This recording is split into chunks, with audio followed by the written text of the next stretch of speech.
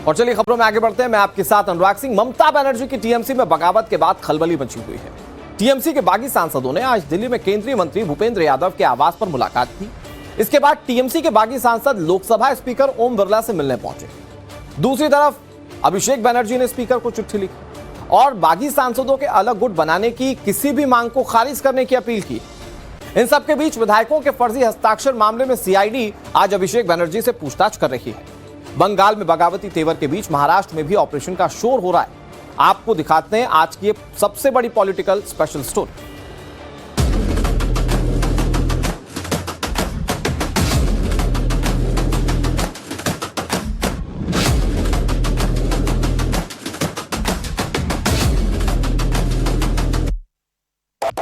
कुछ नहीं कहना है, जब बोलने का वक्त आएगा तब कह देंगे। ये लोग तो भगौड़े हैं, ये लोग गद्दार हैं। जिस सिंबल पे लड़े उसी को तोड़ रहे हैं। आप समझ ही नहीं आ रहा। कोई पार्टी में रहना या छोड़ना, ये पूरा लोगों का नैतिकता पर निर्भर होता है। ये ऑपरेशन कीचड़ का एक और नया अध्याय है। ये पूरा जो सुदीप बनर्जी ने किया है, ये ममता दीदी का साथ होना ही था। वो घुटन महसूस कर रहे थे ममता बनर्जी के नेतृत्व में। हमें तो अपनों ने लूटा, गैरों में कहां दम था। मेरी कश्ती वहां डूबी जहां पानी कम था।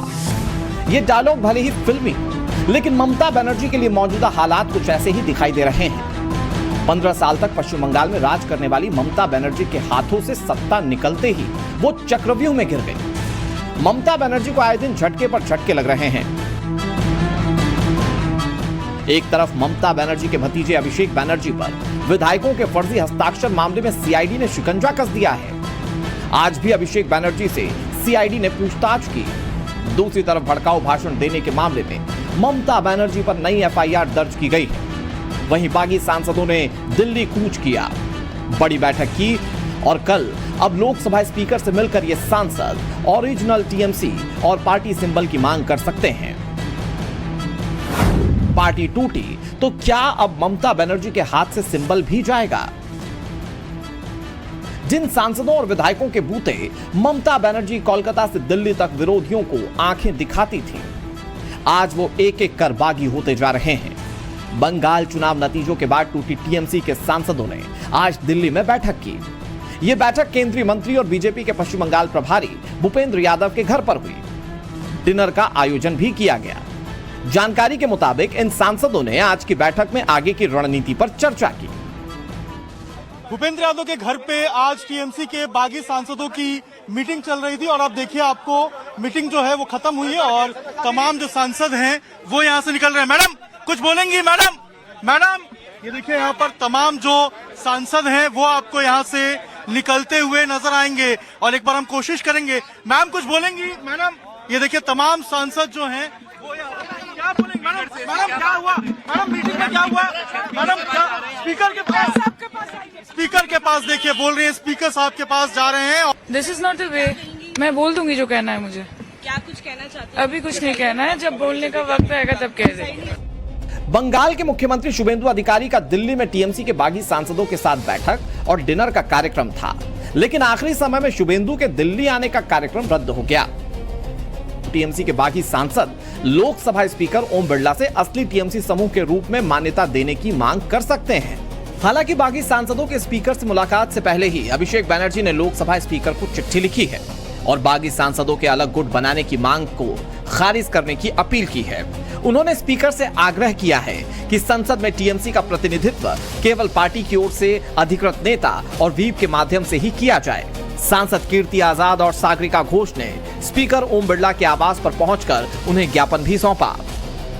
बहुत स्पष्ट है, सुप्रीम कोर्ट के कॉन्स्टिट्यूशन बेंच में ये कहा गया है, शेड्यूल 10 के 4 अनुच्छेद में कहा गया है कोई स्प्लिट हो ही नहीं सकता। जो भी है, जो महाराष्ट्र में हुआ वो गलत है। वो यहाँ आवेदन देने आए थे, अपने कागज दिए हैं जो संविधान के अनुरूप कोई भी स्प्लिट नहीं हो सकता। ये तो बोल दिया स्पीकर साहब को कि ये जो है ये अनाधिकृत हैं, ये लोग जिस प्रकार से खड़े हैं अनकॉन्स्टिट्यूशनल है। इस महासंकट के बीच बागी सांसदों के कुनबे में सुदीप बंदोपाध्याय का नाम भी जुड़ गया है। सुदीप बंदोपाध्याय और शताब्दी रॉय ने शनिवार को गृह मंत्री अमित शाह और केंद्रीय मंत्री भूपेंद्र यादव से मुलाकात की। पार्टी के सीनियर लीडर भी इससे हैरान हैं। टीएमसी सांसद महुआ मोइत्रा ने सुदीप बंदोपाध्याय पर तंज कसते हुए सोशल मीडिया प्लेटफॉर्म एक्स पर एक पोस्ट शेयर की, जिसमें लिखा है, उनका मास्क और विग दोनों उतर गए हैं। सुदीप ने हमें बताया था कि पेट की खराबी की वजह से वे कोलकाता के अपोलो अस्पताल में भर्ती हैं, जबकि अचानक हमने उन्हें दिल्ली में भूपेंद्र यादव के घर पर टीवी पर देखा। दादा, कम से कम अपना एक्स हैंडल बदलकर सुदीप बीजेपी बी टीम कर लीजिए, हमारे नाम का इस्तेमाल मत कीजिए। ये कोई पार्टी में रहना या छोड़ना, ये पूरा लोगों का नैतिकता पर निर्भर होता है। किसी को मन में ये लगता है कि ये जो पार्टी आपको इलेक्ट किया उसको आप छोड़ेंगे, तो आपको खुद का सिद्धांत बने लेने पड़ेगा। सुदीप बंदोपाध्याय लिए है, मुझे बोलना क्या है। ये पूरा जो सुदीप बनर्जी ने किया है, ये ममता दीदी का साथ होना ही था, क्योंकि ममता दीदी खुद इस टाइप का लीडर को, नेता को ये प्रायोरिटी दिया है, जिसका ये जो उनका जो पॉलिटिक्स का जो स्टाइल है, ये तो बार बार रिफ्लेक्टेड हुआ। तो ममता जी का ये हम लोग बार बार बोले थे, Sudip Banerjee should be removed. Mamata Didi नहीं सुना, जो होना था वही हो गया। और सुदीप बनर्जी बीजेपी के पास जाना, वो तो बीजेपी के लिए तो फायदा है ना, by one get one free. लेकिन जो साथ खड़े हैं वो कितने दिनों तक ममता के साथ रहेंगे, ये कहना मुश्किल है। मोदी विरोधी पार्टियां टीएमसी में टूट को बीजेपी की साजिश बता रही हैं। ये ऑपरेशन कीचड़ का एक और नया अध्याय है। जहां जहां भारतीय जनता पार्टी जाती है, राष्ट्रीय स्वयंसेवक संघ जाता है, वहां ये कीचड़ शुरू हो जाता है। और बिना कीचड़ के इनका कमल खिल भी नहीं सकता। जहां इनका कमल खिलेगा वहां कीचड़ आएगा, जहां कीचड़ आएगा वहां इनका कमल खिलेगा। और अगर इनमें से कोई भी ईडी सीबीआई से बचने के लिए बीजेपी की तरफ चला जाता है, उनकी वॉशिंग मशीन की तरफ चला जाता है, सब ठीक है, सारी फाइलें बंद हो जाती हैं। ये महाराष्ट्र में हुआ, ये अब बंगाल में होता हुआ दिख रहा है, और कई राज्यों में आपने ये होते हुए देखा। मोदी विरोधी पार्टियां बागी सांसदों पर सवाल उठा रही हैं। बीजेपी पर सीबीआई ईडी का डर दिखाने का आरोप लगा रही हैं। लेकिन बीजेपी का कहना है कि डर का सवाल ही नहीं।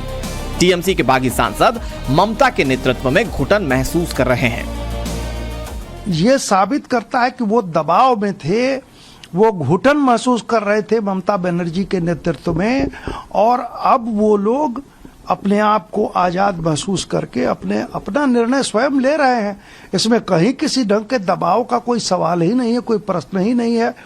अब देखिए, जहां करप्शन की बात है, जहां भ्रष्टाचार की बात है, तो उसके लिए तो कानून अपना काम करेगा। बागियों की लगातार बढ़ती संख्या के बीच ममता बनर्जी ने अपने 7 बचे नेताओं के साथ कोलकाता के काली घाट में बैठक की। इससे पहले शनिवार को ममता बनर्जी ने मीटिंग में कई कड़े फैसले लिए। ममता ने सुदीप बंदोपाध्याय, सायोनी घोष और माला रॉय समेत सभी बागियों को पार्टी में अहम पदों से हटा दिया। सुदीप बंदोपाध्याय की जगह नॉर्थ कोलकाता संगठन जिलाध्यक्ष अब कुणाल घोष को बनाया गया। वहीं सायोनी घोष की जगह अर्नब बैनर्जी को टीएमसी यूथ प्रेसिडेंट बनाया गया। माला रॉय की जगह कालीगंज से विधायक अलीफा अहमद को तृणमूल महिला कांग्रेस का अध्यक्ष बनाया गया है। सांसद सौगत रॉय को लोकसभा में पार्टी के वफादार सांसदों के समूह का मुख्य सलाहकार नियुक्त किया गया है। टीएमसी में मचे इस हड़कंप पर ओवैसी तंज कस रहे हैं। सवाल उठा रहे हैं कि जो उन्हें गाली देते थे अब क्या कहेंगे।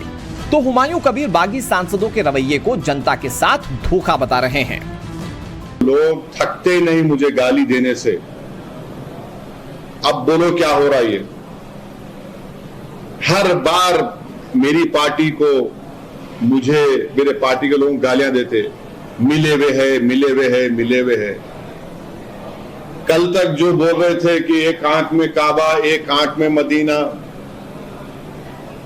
और जो कल तक ये बोल रहे थे कि हम बंगाल को काबे की जमीन नहीं बनाएंगे, सब दोनों एक जगह बैठ के चाय पी रहे हैं। तो जो सांसद और टीएमसी को उम्मीदवार होके 2024 में जो चुनाव जीता वो तो बीजेपी को खिलाफ ही इनको चुनाव में वोट दे के जिताया, लेकिन ये लोग आम आदमी को साथ गद्दारी कर रहे। एक तरफ पार्टी में बगावती तेवर है, दूसरी तरफ भतीजे अभिषेक बनर्जी पर जांच एजेंसी का कसता शिकंजा। अभिषेक बनर्जी एक बार फिर से पूछताछ के लिए सीआईडी मुख्यालय पहुंचे। टीएमसी नेता कुणाल घोष से भी सीआईडी दफ्तर में पूछताछ हुई। ये मामला विधानसभा में नेता प्रतिपक्ष की नियुक्ति के लिए विधायकों के फर्जी दस्तखत करने के आरोपों से जुड़ा है। सीआईडी अभिषेक बनर्जी से पहले भी घंटों पूछताछ कर चुकी है।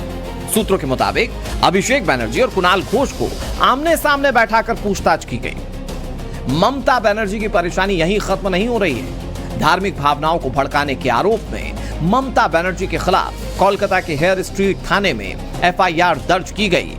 शिवसेना उद्धव गुट के नेता संजय राउत का आरोप है कि इस तरह एफआईआर दर्ज कर बीजेपी ममता को चौतरफा खत्म करना चाहती है। तो अगर इस प्रकार से भड़काऊ भाषण के ऊपर एफआईआर दर्ज करेंगे तो दिल्ली के चुनाव में अनुराग ठाकुर जैसे लोग जिस प्रकार के भड़काऊ भाषण कर रहे थे तो उनके ऊपर क्यों नहीं एफआईआर दर्ज हो गया? उत्तर प्रदेश के हर बीजेपी का नेता इस प्रकार से भड़काऊ भाषण करता है, उनके ऊपर क्यों नहीं एफआईआर दर्ज हुआ? देखिए, ममता बनर्जी एक लड़ने वाली राजनेत्री है जिसे हम शेरनी कहते हैं।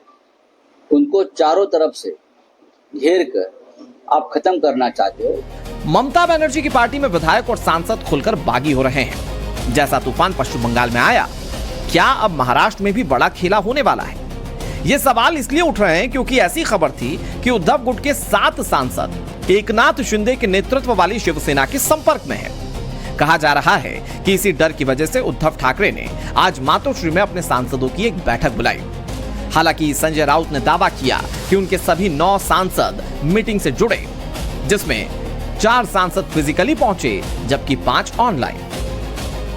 4 सांसद बैठक में प्रत्यक्ष उपस्थित रहे और हमारे जो 5 सांसद हैं वो व्हिडिओ कॉन्फरन्सिंग द्वारे इस मीटिंग में सहभागी हुए। मला त्याची काही कल्पना नाही, कोण येणार आहे कोण जाणार आहे। आता बैठक झाली की कोण कोण होते मला सांगा, कोण नव्हतं ते देखील मला सांगा। म्हणजे मग सवाल है कि क्या ममता बनर्जी के हाथ से अब पार्टी का सिंबल भी चला जाएगा? क्या बागी सांसदों को असली टीएमसी का दर्जा मिलेगा? क्या ममता के बागी सांसद बीजेपी का दामन थामेंगे? सवाल यह भी है कि जो ऑपरेशन पश्चिम बंगाल में चल रहा है, क्या वैसा ही ऑपरेशन अब उद्धव ठाकरे की पार्टी में फिर से होने वाला है? ब्यूरो रिपोर्ट, टाइम्स नाउ, नव भारत।